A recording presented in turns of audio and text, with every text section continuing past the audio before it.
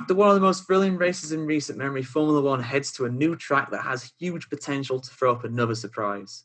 Welcome back to the Formula One Grid Talk podcast. Today I'll be previewing the Tuscan Grand Prix. We are powered by the F1 Chronicle. Visit f1chronicle.com for news, reviews and opinions on all things F1. Hosting today will be me, George Howson, and joining me today are F1 expert Alex Booth. Hello. Sports journalist Dev Tyagi. Hello. And F1 YouTuber Brit O'Connor. Hello.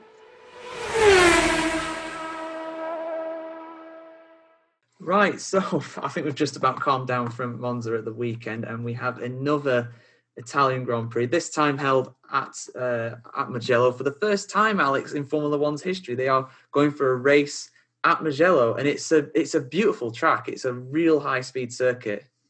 Absolutely fantastic. I'm really excited for Sunday's race there. Mugello is one of the great circuits in the world.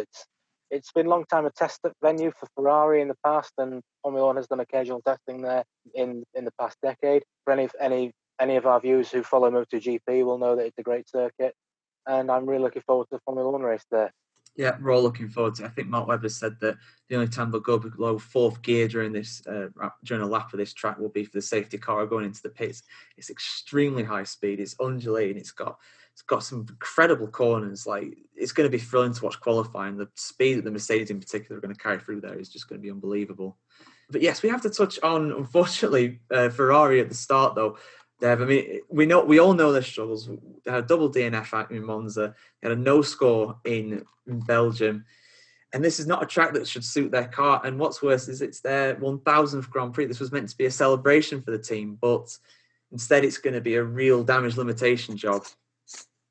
Well, I think the only thing that Ferrari fans can really hope at around Mugello is for the Olympus to not fall any further than it already has. They should really somehow find a way to put the double DNF behind them and focus on a racetrack where they are yet to exhibit what they are capable of in whatever capacity that they really can, not only because it's another home event, this being in Italy, but also down to the fact that it's kind of a fresh start to the canvas. So, it all depends upon where they start from. And I think somebody like a Leclerc being in otherwise reasonably good form would be really keen to go out and try himself and go on the limit and see what he can do in that otherwise underwhelming SF1000. So yeah, all to play for Ferrari here.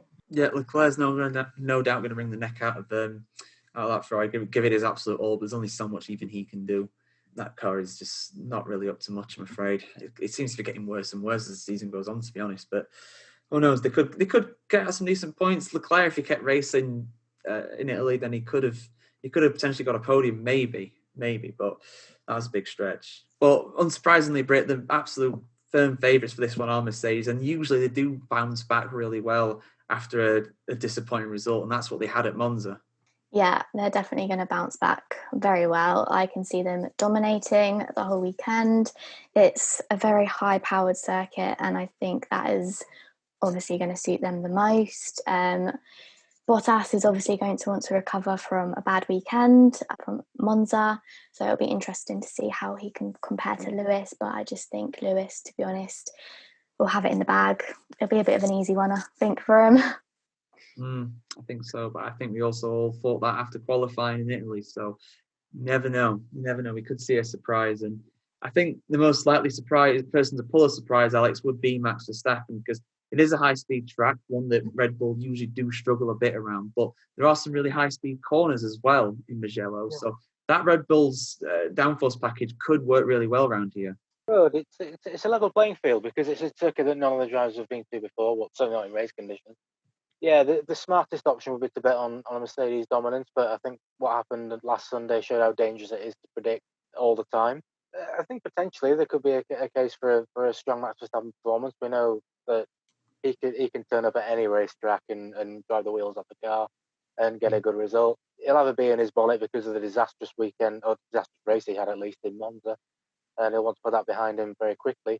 So I think it's similar. Some of the corners are similar characteristics to Silverstone, and Red Bull did really well there. So there's a chance that they could put on a strong performance. So yeah, they've got a good chance. I think they've got a good chance of a strong race there. Yeah, absolutely. I mean, Max Verstappen did win around Silverstone for the second race there, 70th anniversary Grand Prix. But a guy that obviously on the other end of the scale is under pressure is Alex Albon. Is Dev? I mean, obviously Gasly won in the AlphaTauri last weekend, and here he is struggling in the Red Bull. I mean, I don't expect him to replace just yet, but it's definitely on the cards as things stand. It's really high pressure for Albon. Yeah, I think really the next couple of races perhaps could prove to be very definitive in terms of defining what his next future steps in Formula One could be, in terms of if he stays, if he moves ahead, wherever he may end up. But really, he's been under some kind of pressure, definitely not performing on the same level as the great Max Verstappen.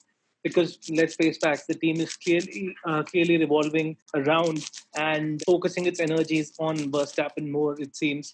And it's almost like as if someone should talk to him and give him a bit of a confidence, because he definitely is an excellent overtaker, as he's proven on so many occasions earlier in the earlier part of the season. But Mugello could also be a great place where he can come into his own and, just see what he can do at the track on which nobody's really experienced.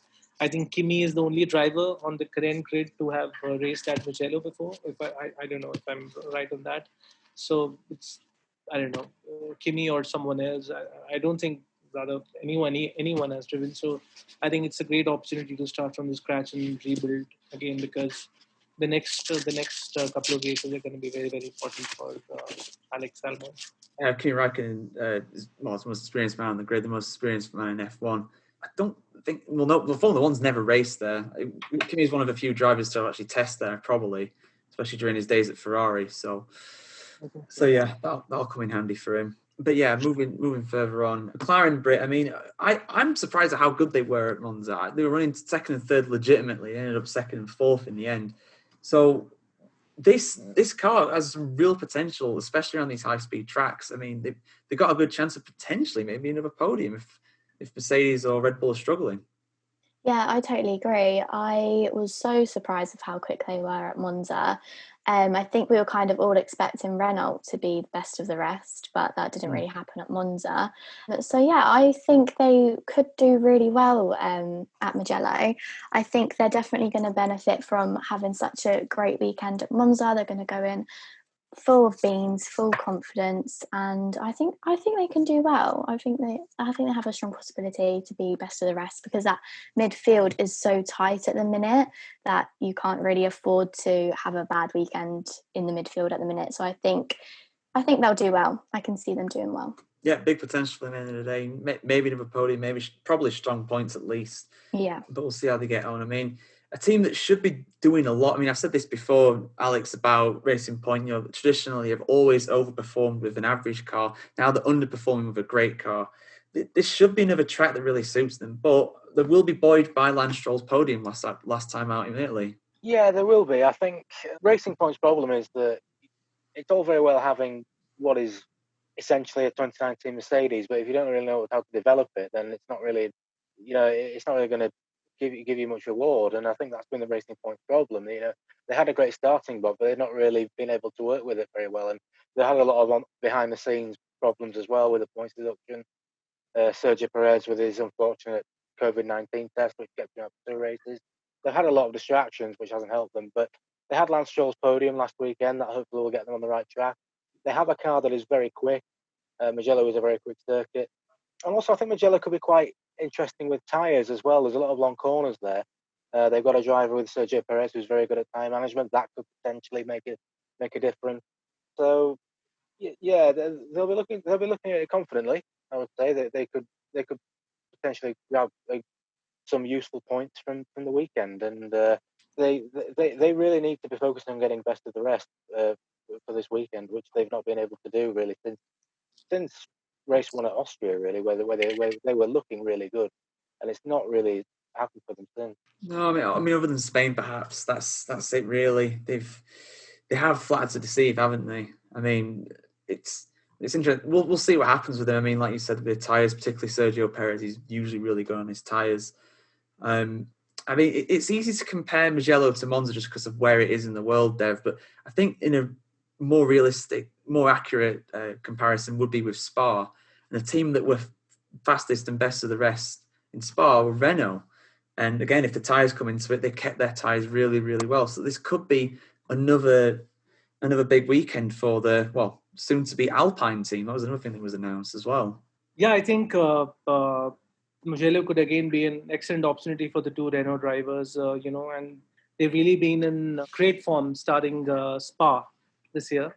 And Daniel's personal form has been incredible. He's finished on fourth twice, and I'm not sure what might happen at Mugello, but he would definitely look at it as another new circuit where, he could execute some of his thrilling overtakes as we've so grown accustomed of him.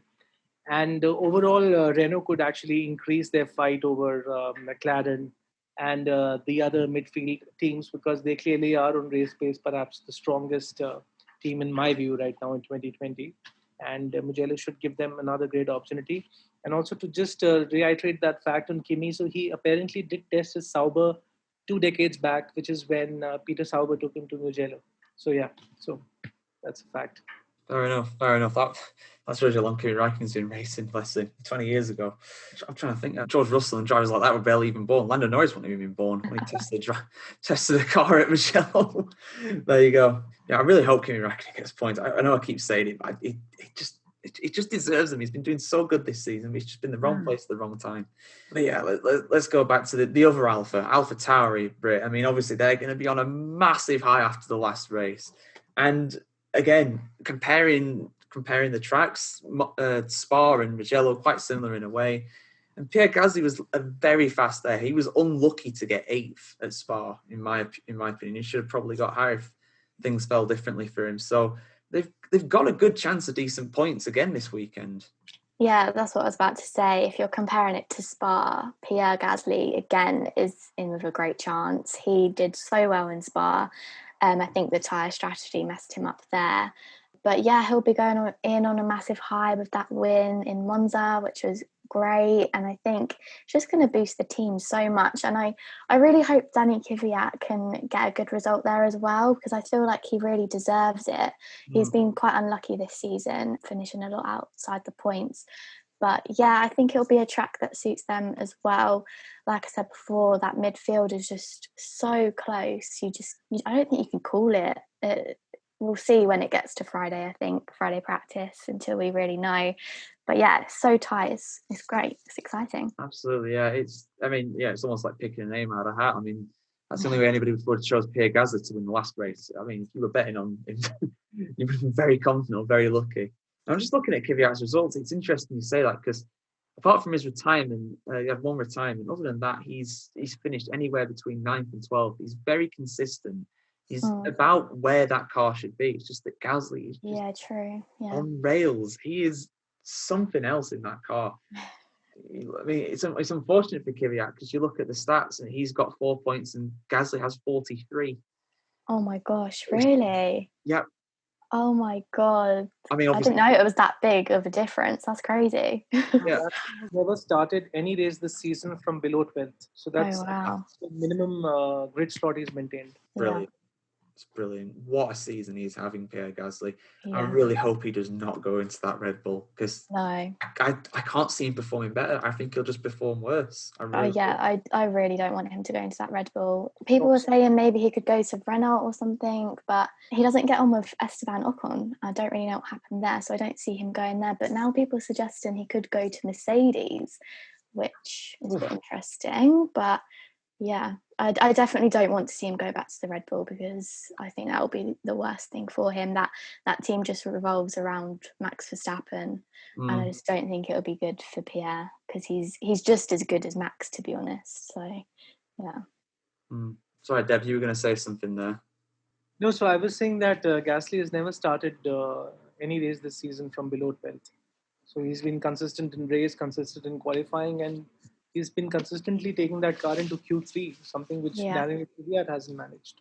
And I think that's really the difference, It really enhances your confidence when you start in the top 10, vis-a-vis having your first challenge being cut to breaking into the top 10.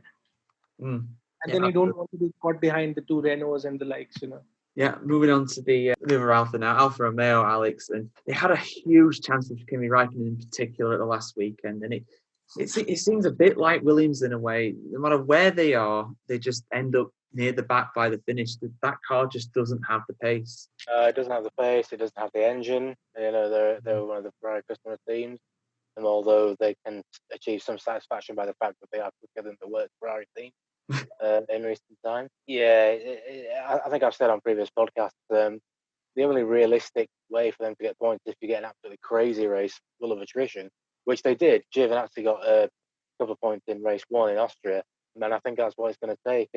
But potentially Mugello, it's a venture into the unknown. It could happen. I can't see them getting points on pure pace, though. You know, they're not quite in the top 10. It's about 13th, 14th is where they're capable of at best. Unfortunately, I don't like to say it because I agree with you. I'd really like to see Kimi get the point. I really thought he was onto it at Monza, but you know he couldn't really do anything more. And it's not looking too bright at the moment for Alfa Romeo, and they need to get some results. Absolutely, yeah. But they're at least ahead of Haas and Williams. They are 8th in the Constructors' Championship. Those 2 points that they've got, it's enough for the moment. Whether that'll be the case at the end of the season, we don't know. But on current form, Dev, it's very hard to see Haas scoring points as well. I mean, Grosjean got his season best 12th at Monza, but again, just not points. And it seems like they need about 8 retirements to have a chance, really. Yeah, it's just their season is indescribable, you know. I mean, on qualifying, definitely they are very underwhelming, but come the race day, they definitely seem to be the quicker of the trio comprising the 2 Alfa Romeos and the 2 Williams. But then something or the other keeps happening, like today the DNF for Magnussen, and then Grosjean finding himself being lapped by Hamilton, which was, well, evident. But then I don't know when they are going to break into top 10 points, and you know what's going to happen. Save Magnussen's 2 points, which he managed earlier in the first half of in the earlier races of 2020. They're really underwhelming, and I don't see them really getting ahead, at least in the imminent future. So I really don't know if they can do something drastically different at a track where they haven't really raced, where neither of the drivers have ever been before, which is also the case for all the other 10 teams. So I don't know. As Alex said, some really drastic attrition marked race has to see their team score that 1 point. Because I think Grosjean has tested at Mugello. I think he's at fastest time in that 2012 test, but could be getting mixed up with something else. But yeah, not a lot of experience around there. And then their inherent problem is the same as Alfa Romeo's inherent problem. It's the Ferrari engine. That car might not be that bad. They've improved on it last year, definitely. I mean, it's got its tyres under control at least, but just no horsepower compared to the competition. It's really hurting them. A team that have plenty of horsepower, Brit, Williams, but they're still looking for that first point of the season. They were so close with Latifi again at Monza. But again, it's just not quite enough. They need a lot of retirements to even have a shot, because despite the new ownership, despite Russell in the car, despite Latifi doing a good job, it's just not quite enough for a top 10. No, it's such a shame. It was a shame for Latifi to miss out on points, obviously in Monza, for the Williams family's last race. But again, I think they are going to struggle around Mugello. Maybe we can see George put it into Q3 again. They're great on qualifying, but when it comes to the pace, they just get eaten up alive. And they need a lot of work. They need a lot of DNFs to get points. But I'm interested to see what the new owners can do. So yeah, it should be interesting for what the future holds for them. Yeah, like you said there, it was the Williams' last. Williams family's last race as head of the Williams team. Very, very sad in a way, but at the same time, it's what had to happen. Yeah, totally. They can't keep going on like they are now. They might not make the grid next year. You know, they're not going to get any prize money this year, probably. It's hard to see them doing that. So hopefully they'll be back. 2022 is a big opportunity for them. Hopefully they will be back and strong, and just like 2014, up there at least. They have a really good engine in the car, so that's a good start. And great driver in George Russell as well. Hopefully he'll still be in the team by then. But you never know. It could be a Mercedes by then, especially if Bottas keeps doing his starts like he is at the moment. Hopefully, yeah. Just something different at the end of the day. I'd love to see. I mean, I love seeing Hamilton and Russell battling on track. Oh my today. God, I think that's what the sport needs. I think everyone's just fed up with Bottas now, aren't they? I think Monza just proves that, really. I've given him the benefit of the doubt for quite a while, and I'm just sick of it now. Get George in that Mercedes. George Russell for the Mercedes. It's definitely on the cards. As much as I love Pierre Gasly after this weekend, I can't see him being in there like it's been rumoured apparently. It's interesting though, like, I mean, I'm gonna ask you this, Alex. Like, where does Pierre Gasly go? What does he do? Because if he goes to the Red Bull, he's going up against Max Verstappen. Teams like Mercedes and Ferrari and McLaren are locked out for the meantime. Even Renault on paper. Yeah. What does he do? Where does he go? Does he stay at AlphaTauri? It's a strange predicament because obviously, he's part of the Red Bull family. So the only really logical step would be to move back up from AlphaTauri to return to Red Bull. But as you mentioned, that team revolves around Max Verstappen. And Verstappen seems to have this ability to weld the team around him, whereas the second driver can't really, perform. We saw Gasly last year. You could potentially question it was probably too early for him. And the same thing with Albon. I mean, I was surprised last year when they announced the not that anything against Albon, but it was his first season. He'd already been promoted to the Red Bull seat, and I thought that's a bit of a risky career move, so early in your career. But Kvyat got promoted early on. It didn't work out for him, and obviously Gasly, and it looks like Albon's going the same way. The only other alternative is, as he just touched on there, is if he stays at AlphaTauri in the hope that they carry on progressing even further. Because he, as you say, Mercedes are locked out, and the only other drivers that Mercedes would likely sign would potentially drivers part of the Mercedes Academy, such as George Russell. Same with Ferrari; they've got a lot of drivers. Well, whether you want to go to Ferrari is another matter, but you've got the young drivers in Ferrari, such as Mick Schumacher and Robert and Callum Ilott, and they're looking like they're going to go into those sorts of seats. Anything other than that is a backward step. Renault have already got Fernando Alonso and Esteban Ocon, or Alpine as they're going to be called for next year. So the only realistic possibility is either a return to Red Bull or stay at AlphaTauri, and that's it. You mentioned, I've just noticed this as well. I mentioned about whether he'd want to go to Ferrari. AlphaTauri could finish ahead of Ferrari at this rate, just 14 points behind in the moment. Wow. Yeah. So we could have Ferrari down in 7th at the end of the year, which will be their worst performance for a very, very long time. I can't even think. 1980. 1980. Wow. 40 years. That's terrible. That's terrible. Anyway, let's go. Let's not dwell on that too long. That's awful. Top 3 predictions for Mugello. I keep saying it. It's the obvious one. I'm going to go for Lewis Hamilton for the win, as usual. I think Max Verstappen's got a very good chance of getting second. I think that Red Bull car will really suit Mugello. And Bottas is under pressure. At the same time, Bottas doesn't really need to do that well. He's got a contract for next year. So I feel like Verstappen will get second. And in third place, I'm gonna go brave. I'm gonna use this as a bold prediction as well. I'm gonna go with Lando Norris. That's my bold prediction. Norris for the podium. That is very bold. I went for Ricardo last time. Went for Perez the time before that. Neither of them worked out. So we'll see what happens. Dev, what are your top 3 predictions for the Tuscan GP? I'm totally clueless, man.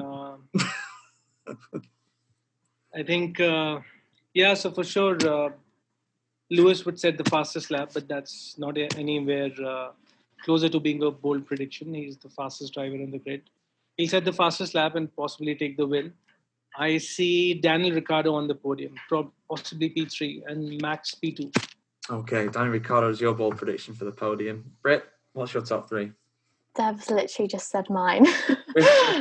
Yeah, that's who I was going for. I think Lewis will just be flying away.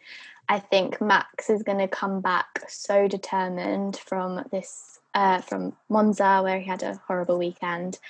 And I can see Renault doing really well. And I think Daniel could be on the podium. I have no faith in Bottas anymore, so I'm not even going to mention him. But yeah, I'm going for Daniel as well. Alex, what's your top 3? Well, we're all thinking on the same wavelength, because my bold prediction was going to be Ricciardo on the podium as well. Great minds think alike. Yeah. Exactly. You'd be a brave man to bet against, or a brave woman to bet against Lewis Hamilton winning. because Mercedes is just so quick on any circuit. It just depends on whether lightning strikes twice really for them. So yeah, I'd have to go Hamilton second. I think I'd go Hamilton first. Sorry, I'd have to go Verstappen second. Yeah, and I think Bottas. Realistically, I think I'd put Bottas third. I think if I was going to predict, it would be a pretty normal service. So you'd have Hamilton first, Verstappen second, and Bottas third. But if you get a crazy one, you could get someone like Ricciardo. It's my bold prediction for P3. Yeah, there's a lot of drivers in the midfield that got potential. I mean, the Renaults, the McLarens, the Racing Points, even the AlphaTauris, all got potential. Ferrari sadly need a miracle, but they have had podiums this year. So again, it is possible. It can happen. We'll have to see what happens with that one. So yeah, that's our preview for the Tuscan GP at Mugello. This show does go out live on Facebook, on the F1 Chronicles Facebook page. It goes out live on a Sunday evening. So if you guys want to see it early, you know where to go. Like the F1 Chronicles on Facebook for that. We have an official store for merchandise now. Just go to the F1 Chronicles website to get custom mugs, t-shirts, and more. We are also available on YouTube, Spotify, Google Podcasts, Apple Music, Omni Studio, Pocket Cast, just for the search for the F1 Grid Talk and all of those. We've got a big back catalogue of shows, over 50 episodes now, including an interview with Mario Sola, the head of Pirelli Motorsport, Tyagi, and Senna, pieces like that. And yes, we'll be back on Saturday to analyse qualifying for the Tuscan GP. Thank you very much for watching, and goodbye.